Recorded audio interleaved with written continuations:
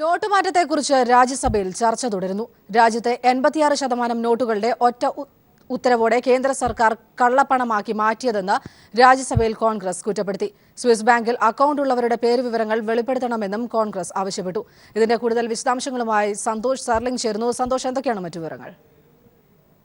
കള്ളപ്പണം ഏറ്റവും അധികം കൈവെക്കുന്ന കോർപ്പറേറ്റുകൾക്കെതിരെ നടപടി സ്വീകരിക്കാതെ പാവങ്ങളെ ദ്രോഹിക്കുകയാണ് സർക്കാരെന്ന് Sitaram Yechury.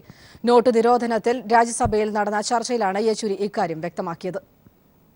Sir, if you want to stop corruption, there's so many times we told you you're only looking at the demand side of what a poor fellow is giving 10 rupees for. I mean, they don't even call it corruption, they call it services rendered. Well, in your corporate accounts, in your balance sheets, you can have for services rendered and siphon off big commissions. That is corruption. But here, when a petty fellow gives them 10 rupees for something, that is corruption. That's what you want to get. But what about the big fish? Corruption, I've said this in this house earlier, I'm repeating. Unless you tackle the supply side of corruption, you cannot stop corruption in this country. നോട്ടുമാറ്റത്തെക്കുറിച്ച് രാജ്യസഭയിൽ ചർച്ച തുടരുകയാണ്. കൂടുതൽ വിവരങ്ങളുമായി ദില്ലിയിൽ നിന്നും സന്തോഷ് സർലിംഗ് ചേർന്നു. സന്തോഷ്, എന്തൊക്കെയാണ് മറ്റു വിവരങ്ങൾ? മറിയ, രാവിലെ 11 മണിയോടുകൂടി ആരംഭിച്ച ചർച്ച ഇപ്പോഴും രാജ്യസഭയിൽ തുടരുകയാണ്. പ്രതിപക്ഷ പാർട്ടികൾ കനത്ത വിമർശനം തന്നെ ഉയർത്തി. പ്രതിരോധം തീർക്കാൻ BJP അംഗങ്ങളാണ് പ്രധാനമായും ഉയർന്നത്. NDAയുടെ മറ്റു കക്ഷികൾ ക്കാളേറെ BJP എംപിമാരാണ് നരേന്ദ്രമോദിക്ക് പിന്തുണയുമായി രംഗത്തെത്തിയത്. വെങ്കയ്യ നായിഡു അല്പസമയം സംസാരിച്ചു. വെങ്കയ്യ നായിഡു പ്രധാനമായും ചൂണ്ടിക്കാണിച്ചത് ഇത് കുറച്ചു നാളത്തേക്കുള്ള ഒരു പ്രശ്നം കൈകാര്യം ജനങ്ങൾ പ്രതിസന്ധി ഉണ്ടായിരിക്കും, പക്ഷെ അത് ഒരു നല്ല നാളേക്ക് വേണ്ടിയാണ്. ഇപ്പോൾ തന്നെ കർഷകർ അടക്കമുള്ളവർ പ്രധാനമന്ത്രിക്ക് പിന്തുണയുമായി അദ്ദേഹത്തിന് പിന്നിൽ അണിനിരന്നിട്ടുണ്ട്. ഏതെങ്കിലും തരത്തിലുള്ള ഒരു പ്രതിഷേധം ജനങ്ങൾക്കിടയിലില്ല എന്നായിരുന്നു വെങ്കയ്യ നായിഡുവിന്റെ അവകാശവാദം. ഇതിനെതിരെ മറ്റ് അംഗങ്ങളും രംഗത്തെത്തി. CPIM നിന്ന് സംസാരിച്ച സീതാറാം യെച്ചൂരി സംയുക്ത പാർലമെന്ററി കമ്മിറ്റിയുടെ അന്വേഷണം വേണമെന്ന് ആവശ്യപ്പെട്ടു. മായാവതി ഈ ആവശ്യത്തെ പിന്തുണയ്ക്കുകയും ചെയ്തു. കോൺഗ്രസ് ആകട്ടെ ചൂണ്ടിക്കാണിച്ചത് ജനങ്ങളെ മുഴുവൻ അഴിമതിക്കാരാക്കുന്ന നടപടിയായിപ്പോയി. സാമ്പത്തിക അരാജകത്വമാണ് രാജ്യത്ത് ഉണ്ടായത്. വിദേശത്ത് പണം നിക്ഷേപിച്ചിരിക്കുന്നവരുടെ പേരുവിവരങ്ങളാണ് ആദ്യം മോദി പുറത്തു പറയേണ്ടത്.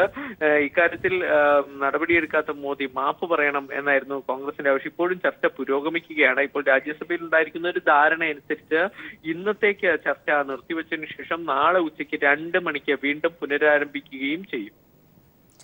ദില്ലിയിൽ നിന്നും സന്തോഷ് സർലിംഗ് ആണ് വിവരങ്ങൾ നൽകിയത്. നിരോധിച്ച 500,000 രൂപ നോട്ടുകൾ മാറ്റിവാങ്ങുന്നവരുടെ കയ്യിൽ മഷി അടയാളമിടാനുള്ള സർക്കാർ തീരുമാനം ഇന്നു മുതൽ നടപ്പാക്കി. ഇതിനുള്ള നടപടിക്രമങ്ങൾ വിശദീകരിച്ച് റിസർവ് ബാങ്ക് നിർദ്ദേശങ്ങൾ പുറപ്പെടുവിച്ചു. എന്നാൽ ഇതിനാവശ്യമായ മഷി എത്താത്തതിനാൽ കേരളത്തിൽ നടപ്പായില്ല. പഴയ 1000-ന്റെയും 500-ന്റെയും നോട്ടുകൾ നൽകി പുതിയ നോട്ടുകൾ വാങ്ങുന്നത് സംബന്ധിച്ച് റിസർവ് ബാങ്ക് നൽകുന്ന നിർദ്ദേശങ്ങൾ ഇങ്ങനെയാണ്. ബാങ്ക്, പോസ്റ്റ് ഓഫീസ് എന്നിവിടങ്ങളിൽ പഴയ നോട്ട് മാറാനെത്തുന്നവരുടെ വലത് കൈയുടെ ചൂണ്ടുവിരലിൽ മായാത്ത മഷി കൊണ്ട് അടയാളമിടണം. ഒറ്റത്തവണ മാത്രമേ നോട്ട് മാറുന്നുള്ളൂ എന്ന് ഉറപ്പുവരുത്തുന്നതിനാണ് ഇത്. അടയാളമിടുന്നതിനുള്ള മഷി റിസർവ് ബാങ്കിന്റെ മേൽനോട്ടത്തിൽ ബാങ്ക്, പോസ്റ്റ് ഓഫീസ് എന്നിവിടങ്ങളിൽ IBA മുഖേന എത്തിച്ചിട്ടുണ്ട്. അടയാളമിടുന്ന നടപടി ആദ്യം മെട്രോ നഗരങ്ങളിലും പിന്നീട് മറ്റു പ്രദേശങ്ങളിലേക്കും വ്യാപിപ്പിക്കും. എല്ലാ ബാങ്ക് ശാഖകളിലേക്കും അതിനായി 5 മില്ലി കറുത്ത മഷി അടങ്ങുന്ന കുപ്പികൾ എത്തിച്ചിട്ടുണ്ട്. മഷി പുരട്ടുന്നതിനുള്ള ബ്രഷും ഇതോടൊപ്പം ഉണ്ടാകും. ഇടപാടുകാരന് പണം കൈമാറുന്നതിന് മുമ്പായി കാഷ്യറോ ബാങ്ക് ചുമതലപ്പെടുത്തുന്ന ജീവനക്കാരനോ ഇടപാടുകാരൻ്റെ വിരലിൽ മഷി പുരട്ടണം. മഷി പുരട്ടിയ ശേഷം അത് ഉണങ്ങുന്നതിനായി ഏതാനും നിമിഷം അനുവദിക്കണം. എന്നാൽ ഇടപാടുകാരൻ്റെ ഇടത് കൈയിലെ ചൂണ്ടുവിരലിലോ ഇടത് കൈയിലെ മറ്റേതെങ്കിലും വിരലിലോ ഉള്ള മഷിയടയാളം പഴയ നോട്ടുകൾ മാറുന്നതിന് തടസ്സമാകാൻ പാടില്ലെന്നും റിസർവ് ബാങ്ക് നിർദ്ദേശിക്കുന്നു. News desk. റദ്ദാക്കിയ നോട്ടുകൾ മാറ്റി നൽകാൻ സഹകരണ ബാങ്കുകളെ അനുവദിക്കാത്ത റിസർവ് ബാങ്കിന്റെ നടപടിക്കെതിരെ സഹകരണ ബാങ്കുകൾ സമർപ്പിച്ച ഹർജി പരിഗണിക്കുന്നത് ഹൈക്കോടതി നാളത്തേക്ക് മാറ്റി. കേന്ദ്ര സർക്കാരിന് വേണ്ടി അഡീഷണൽ സോളിസിറ്റർ ജനറലിന് ഹാജരാകുന്നതിനായാണ് കേസ് മാറ്റിയത്. കഴിഞ്ഞ ദിവസം ഹർജി പരിഗണിച്ച കോടതി കേന്ദ്ര സർക്കാരിനോട് നിലപാട് അറിയിക്കാൻ ആവശ്യപ്പെട്ടിരുന്നു. സഹകരണ ബാങ്കുകളെ മാത്രം ഒഴിവാക്കിയ നടപടി വിവേചനപരമാണെന്നായിരുന്നു പരാതി. സംസ്ഥാനത്ത് സഹകരണ മേഖല ഹർത്താലിൽ നിശ്ചലമായി. നോട്ട് പ്രതിസന്ധിയിൽ സാധാരണക്കാരന്റെ വയറ്റത്തടിച്ചിട്ട് പ്രധാനമന്ത്രി നരേന്ദ്രമോദി രാജ്യം വിട്ടതായി VS അച്യുതാനന്ദൻ പറഞ്ഞു. സ്വന്തം അമ്മയ്ക്ക് വരെ ചാപ്പ കുത്തിയ മോദി എങ്ങനെ ഈ ശാപത്തിൽ നിന്നും രക്ഷപ്പെടുമെന്നും VS ചോദിച്ചു. സഹകരണ മേഖല തകർക്കാനുള്ള കേന്ദ്ര സർക്കാരിന്റെയും RBIയുടെയും നടപടിയിൽ പ്രതിഷേധിച്ച് സഹകാരികൾ RBI റീജിയണൽ ഓഫീസിലേക്ക് മാർച്ചും ധർണയും നടത്തി. കേന്ദ്ര സർക്കാരും റിസർവ് ബാങ്ക് ഓഫ് ഇന്ത്യയും സ്വീകരിക്കുന്ന ശത്രുതാ നിലപാടുകളിൽ പ്രതിഷേധിച്ചാണ് സംസ്ഥാനത്ത് സഹകരണ മേഖല സംയുക്തമായി ഹർത്താൽ ആചരിക്കുന്നത്. സംയുക്ത സമരസമിതി റിസർവ് ബാങ്കിന്റെ തിരുവനന്തപുരത്തെ റീജിയണൽ ഓഫീസിലേക്ക് നടത്തിയ പ്രതിഷേധ മാർച്ചും ധർണയും ഭരണപരിഷ്കാര കമ്മീഷൻ അധ്യക്ഷൻ VS അച്യുതാനന്ദൻ ഉദ്ഘാടനം ചെയ്തു. സാധാരണക്കാരന്റെ വയറ്റത്തടിച്ചിട്ട് പ്രധാനമന്ത്രി നരേന്ദ്രമോദി രാജ്യം വിട്ടതായും സ്വന്തം അമ്മയ്ക്ക് വരെ ചാപ്പകുത്തിയ മോദി എങ്ങനെ ഈ ശാപത്തിൽ നിന്ന് രക്ഷപ്പെടുമെന്നും VS ചോദിച്ചു. ബാങ്കുകൾക്ക് മുമ്പിൽ ക്യൂ നിന്ന് ജീവിതം നരകിക്കുകയാണ്. ഇപ്പോൾ പണം പിൻവലിക്കുന്നവരെ മുഴുവൻ ചാപ്പ കുത്താനാണ് മോഡി ശ്രമിച്ചുകൊണ്ടിരിക്കുന്നത്. മോഡി പാപം അദ്ദേഹത്തിന്റെ അമ്മയുടെ കയ്യിൽ വരെ ചാപ്പ കുത്തിയില്ലേ? സഹകരണ മേഖലയാകെ സ്തംഭിച്ചിരിക്കുകയാണ്. സംസ്ഥാനത്തെ സഹകരണ ബാങ്കുകളിലുള്ള 1.5 ലക്ഷം കോടിയുടെ നിക്ഷേപം തകർക്കാനാണ് മോഡിയുടെ നീക്കം. വ്യാപാര വ്യവസായ സമിതിയും സംയുക്ത സമരസമിതിക്ക് ഐക്യദാർഢ്യവുമായി എത്തി. പ്രാഥമിക കാർഷിക വായ്പാ സംഘങ്ങൾ ഉൾപ്പെടെയുള്ള പ്രാഥമിക സംഘങ്ങളിലെ ജീവനക്കാരും സഹകാരികളും ഹർത്താലിലും പ്രതിഷേധത്തിലും അണിചേർന്നു. ക്ഷീരസംഘങ്ങളെയും സഹകരണ ആശുപത്രികളെയും ഹർത്താലിൽ നിന്നും ഒഴിവാക്കിയിരുന്നു. തിരുവനന്തപുരത്തിന് പുറമെ മറ്റ് ജില്ലാ ആസ്ഥാനങ്ങളിലും സഹകാരികൾ പ്രതിഷേധ മാർച്ച് നടത്തി. സഹകരണ മേഖലയെ സംരക്ഷിക്കാൻ കേന്ദ്രവും RBIയും നടപടി സ്വീകരിച്ചില്ലെങ്കിൽ പ്രതിഷേധം കൂടുതൽ ശക്തിപ്പെടുത്താനാണ് സംയുക്ത സമരസമിതിയുടെ തീരുമാനം. വിവിധ ബ്യൂറോകൾക്കൊപ്പം ന്യൂസ് ബ്യൂറോ, തിരുവനന്തപുരം. നോട്ട് മാറ്റത്തെ തുടർന്നുണ്ടായ പ്രതിസന്ധി രൂക്ഷമായ സാഹചര്യത്തിൽ കേരള MPമാർ നാളെ പ്രധാനമന്ത്രിയെ കാണും. ദില്ലിയിൽ മുഖ്യമന്ത്രിയുടെ അധ്യക്ഷതയിൽ ചേർന്ന MPമാരുടെ യോഗത്തിലാണ് തീരുമാനം. നോട്ട് മാറ്റത്തിന് സഹകരണ ബാങ്കിന് അനുമതി നൽകാത്തതിലുള്ള പ്രതിഷേധവും അറിയിക്കും. 1 ലക്ഷം കോടിയിലധികം രൂപയുടെ നിക്ഷേപമുള്ള സഹകരണ മേഖലയെ പൂർണ്ണ സ്തംഭനത്തിലേക്ക് അയക്കുന്ന നീക്കമാണ് കേന്ദ്ര സർക്കാരിന്റേതെന്നാണ് മുഖ്യമന്ത്രി പിണറായി വിജയൻ പ്രതികരിച്ചത്. നോട്ട് ക്രയവിക്രയം അനുവദിക്കണമെന്ന് കേന്ദ്ര സർക്കാരിനോട് വീണ്ടും ആവശ്യപ്പെടുമെന്നും മുഖ്യമന്ത്രി വ്യക്തമാക്കി. അപ്പോൾ പൂർണ്ണ സ്തംഭനത്തിലേക്ക് കേരളത്തിലെ പ്രൈമറി ബാങ്കുകൾ നീങ്ങുകയാണ്. 1 ലക്ഷത്തിലധികം കോടി രൂപയുടെ നിക്ഷേപമുള്ള ബാങ്കുകളാണിതൊക്കെ. ആ ബാങ്കുകൾ ആകെ നിശ്ചലമാകുന്ന അവസ്ഥയാണ് വന്നിട്ടുള്ളത്. നോട്ട് പിൻവലിക്കൽ വിഷയത്തിൽ സഹകരണ ബാങ്കുകൾ നേരിടുന്ന പ്രതിസന്ധി ചർച്ച ചെയ്യാൻ കേരളത്തിലെ MPമാരുമായി മുഖ്യമന്ത്രി പിണറായി വിജയൻ ചർച്ച നടത്തി. സഹകരണ ബാങ്കുകൾ നേരിടുന്ന പ്രതിസന്ധി നാളെ പ്രധാനമന്ത്രിയെയും ധനകാര്യമന്ത്രിയെയും കേരളത്തിലെ MPമാർ ധരിപ്പിക്കും.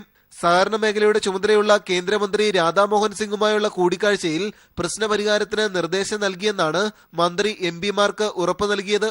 News bureau, Delhi. വൻകിടക്കാരുടെ വായ്പ എഴുതിത്തള്ളിയതിൽ പ്രതിഷേധിച്ച് തിരുവനന്തപുരത്ത് SBI ചീഫ് ജനറൽ മാനേജറെ DYFI പ്രവർത്തകർ ഉപരോധിച്ചു. സമരക്കാരെ പോലീസ് അറസ്റ്റ് ചെയ്ത് നീക്കി. വൻകിടക്കാരായ കോർപ്പറേറ്റുകളുടെ 7016 കോടി രൂപ എഴുതിത്തള്ളിയ SBI നടപടിയിൽ പ്രതിഷേധിച്ചാണ് DYFIയുടെ നേതൃത്വത്തിൽ SBI chief general manager S. വെങ്കിട്ടരാമന്റെ office ഉപരോധിച്ചത്.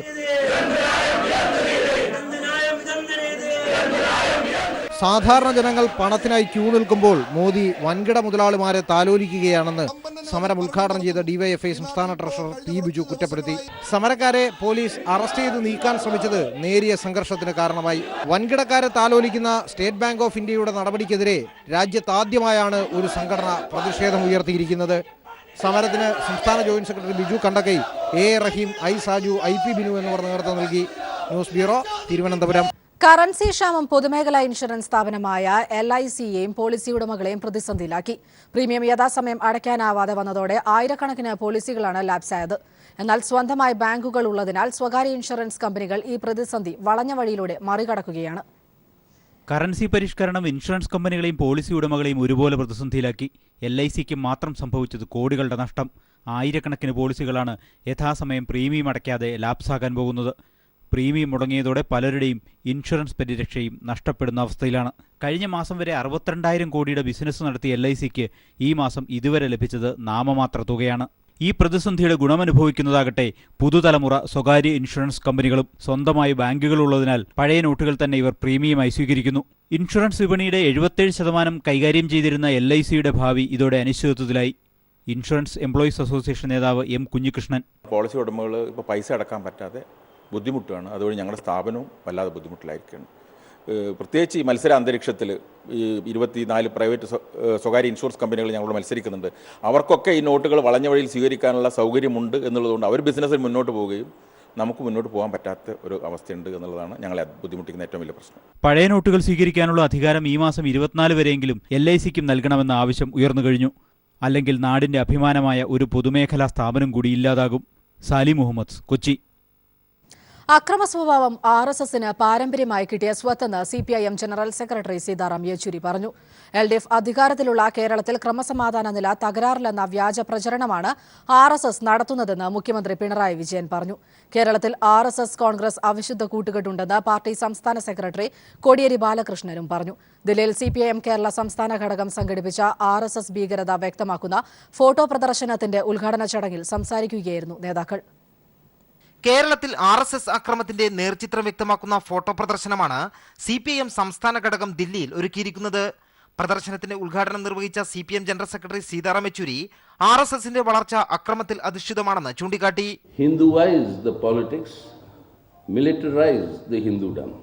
So militarizing the Hindudom, arming them in order to carry forward this cult of violence was an inherent element of the birth of the RSS and its continuation in politics. 1971 Thalassery കലാപം അന്വേഷിച്ച വിധേയത്തിൽ commission കലാപം തടയാൻ CPIM നടത്തിയ ശ്രമങ്ങളെ പ്രശംസിച്ചപ്പോൾ കൊലപാതക പരമ്പര ആരംഭിച്ചാണ് RSS പ്രതികാരം തീർത്തതെന്ന് മുഖ്യമന്ത്രി പിണറായി വിജയൻ പറഞ്ഞു. LDF ഭരണത്തിൽ കേരളത്തിൽ ക്രമസമാധാന നില തകരാറിലെന്ന് വരുത്തി തീർക്കാനുള്ള വ്യാജ പ്രചരണമാണ് RSS നടത്തുന്നതെന്നും മുഖ്യമന്ത്രി ആരോപിച്ചു. Never ignore the fact that the so-called political violence in Kerala, particularly that of Kannur, is being sought to be made a subject of discussion all over the country with a political motive. The political motive is to create an impression that law and order is in dire straits in the state of Kerala. കേരളത്തിൽ RSSും കോൺഗ്രസും തമ്മിൽ അവിശുദ്ധ കൂട്ടുകെട്ടിലാണെന്ന് party സംസ്ഥാന secretary Kodiyeri Balakrishnan പറഞ്ഞു. Congress will not be able to give any opposition to them. They know that today's congressmen can be turned to tomorrow BJP followers. That is why BJP is trying with Congress wherever possible. നിരവധി പേരാണ് Delhi constitution ക്ലബ്ബിൽ ഒരുക്കിയ photo പ്രദർശനം കാണാനെത്തുന്നത്. കേരളത്തിൽ CPIM അക്രമം നടത്തുന്നു എന്നുള്ള RSSന്റെ വ്യാജ പ്രചരണത്തിനുള്ള മറുപടിയാണ് ഈ ചിത്രങ്ങൾ. RSSന്റെ യഥാർത്ഥ ഭീകരമുഖം അനാവരണം ചെയ്യുന്ന ഫോട്ടോകളാണ് എക്സിബിഷനിൽ പ്രദർശിപ്പിച്ചിട്ടുള്ളത്. ദില്ലിയിലെ കോൺസ്റ്റിറ്റ്യൂഷൻ ക്ലബ്ബിൽ നിന്നും ക്യാമറാമാൻ രാജീവ് കണ്ണാടിക്കൊപ്പം M Santhosh. People exclusive. Youth league സംസ്ഥാന സമ്മേളനത്തിൽ വനിതാ നേതാവിന് അവഹേളനം. വനിതാ ലീഗ് സംസ്ഥാന അധ്യക്ഷ ഖമറുന്നിസ അൻവറിനെ ലീഗ് സംസ്ഥാന സെക്രട്ടറി മായിൻ ഹാജി ശകാരിച്ചു. പ്രസംഗിക്കാൻ അവസരം ചോദിച്ചതിനായിരുന്നു ശകാരം. ലീഗിന്റെ ചരിത്രത്തിൽ പെണ്ണുങ്ങൾ ആണുങ്ങളുടെ മുന്നിൽ സംസാരിച്ചിട്ടില്ലെന്ന് മായിൻ ഹാജി പറഞ്ഞു. മായിൻ ഹാജിയുടെ ശകാര വാർത്തയുടെ ദൃശ്യങ്ങൾ പീപ്പിൾ TV പുറത്തുവിട്ടു. നവംബർ 10, 11, 12 തീയതികളിൽ കോഴിക്കോട്ടായിരുന്നു യൂത്ത് ലീഗിന്റെ സംസ്ഥാന സമ്മേളനം നടന്നത്. 12 കടപ്പുറത്ത് നടന്ന സമാപന സമ്മേളനത്തിലാണ് വനിതാ ലീഗ് സംസ്ഥാന അധ്യക്ഷ ഖമറുന്നിസ അൻവറിനെ സംസ്ഥാന സെക്രട്ടറി MC മായിൻ ഹാജി അവഹേളിച്ചത്. ഖമറുന്നിസ അൻവർ പ്രസംഗിക്കാൻ അവസരം ചോദിച്ചതിനെ തുടർന്നായിരുന്നു വേദിയിൽ നാടകീയ രംഗങ്ങൾ അരങ്ങേറിയത്. ദൃശ്യങ്ങൾ പീപ്പിളിന് ലഭിച്ചു. KM ഷാജി MLA പ്രസംഗത്തിനിടെ തനിക്കും പ്രസംഗിക്കണം എന്നാവശ്യപ്പെട്ട് ഖമറുന്നിസ അൻവർ വേദിയുടെ മുന്നിലേക്ക് വരികയായിരുന്നു. ആ സമയത്ത് മായിൻ ഹാജി ഇവരെ തടയുകയും ശകാരിക്കുകയും ചെയ്തു. ലീഗിന്റെ ചരിത്രത്തിൽ പെണ്ണുങ്ങൾ ആണുങ്ങൾക്ക് മുന്നിൽ സംസാരിച്ചിട്ടില്ലെന്ന് മായിൻ ഹാജി പറഞ്ഞു. മുജാഹിദീൻകാർ പോലും അങ്ങനെ ചെയ്തിട്ടില്ലെന്നും ലീഗ് നേതാവ് വനിതാ നേതാവിനെ ഓർമ്മിപ്പിക്കുന്നു. ലീഗിന്റെ ചരിത്രത്തിൽ ഇല്ലാത്ത സ്ത്രീകൾ ആണുങ്ങളോട് പ്രസംഗിക്കരുത്. അതായത് പ്രസ്ഥാനം പോലും ചെയ്യല്ല. എവിടെ എവിടെ ആയിരക്കണക്കിന് ആൾക്കാർ പങ്കെടുത്ത പരിപാടിയിൽ സദസ്സിലും വേദിയിലുമായി ആകെ ഉണ്ടായിരുന്ന വനിതാ പ്രതിനിധി ഖമറുന്നിസ അൻവർ മാത്രമായിരുന്നു. മായിൻ ഹാജിയുടെ നടപടിക്കെതിരെ വനിതാ ലീഗ് നേതാക്കൾ വലിയ പ്രതിഷേധത്തിലാണ്. യൂത്ത് ലീഗിലെ ചില നേതാക്കളും പ്രതിഷേധം അറിയിച്ചു കഴിഞ്ഞു. PV കുട്ടൻ, കോഴിക്കോട്. പീപ്പിൾ TV പുറത്തുവിട്ട വാർത്ത നിഷേധിക്കാതെ ഖമറുന്നിസ. സമ്മേളനത്തിൽ പ്രസംഗിക്കാൻ കഴിയാത്തതിൽ വിഷമമുണ്ടായെന്നും എന്നാൽ ആരോടും പരാതിയില്ലെന്നും ഖമറുന്നിസ പീപ്പിൾ TVയോട് പ്രതികരിച്ചു. അതേസമയം എനിക്ക് എല്ലാ കാര്യത്തിനും വ്യക്തിപരമായ അഭിപ്രായങ്ങളുണ്ടെന്ന് മായിൻ ഹാജിയും പ്രതികരിച്ചു. ഞാൻ അതുവരെ കാത്തിരുന്നത് എന്നെ വിളിക്കുമായിരിക്കും എന്ന് വിചാരിച്ചിട്ടാ. ലാസ്റ്റ് വരെ കാത്തിരുന്നിരുന്നു. അതല്ല, എന്താ വിളിക്കാഞ്ഞെന്ന് ഞങ്ങൾക്ക് ഒരു അവസരം തന്നില്ല എന്നുള്ളൊരു ഇതുണ്ടായിരുന്നു. അപ്പൊ അതങ്ങനെ പോയി. എനിക്ക് അതിനെപ്പറ്റി വലിയ പരാതിയൊന്നും ഇല്ല. എനിക്കതിനെപ്പറ്റി ഒന്നും പറയാനില്ല. ഞാൻ ഒരു വിവാദത്തിനില്ല എന്ന് എനിക്ക് പറയാനുള്ളൂ. പിന്നെ ഞാൻ അതിന്റെ അതോറിറ്റി അല്ല. എന്നോട് വ്യക്തിപരമായ ആര് ചോദിച്ചാലും എനിക്ക് ഓരോ കാര്യത്തിലും വ്യക്തിപരമായ അഭിപ്രായങ്ങളുണ്ടാവും. ഞാൻ പറഞ്ഞേക്കും. ചിലത് പറഞ്ഞിട്ടുണ്ടാവും, ചിലത് പറയാതിരിക്കും. ചിലത് സംഘടനയുടെ കാര്യം ചോദിക്കേണ്ടത് അക്കാര്യത്തിൽ സ്റ്റേജ് അവിടെ ഒരു പ്രോഗ്രാം കമ്മിറ്റി ഉണ്ട്, അവരോടാണ് ചോദിക്കേണ്ടത്.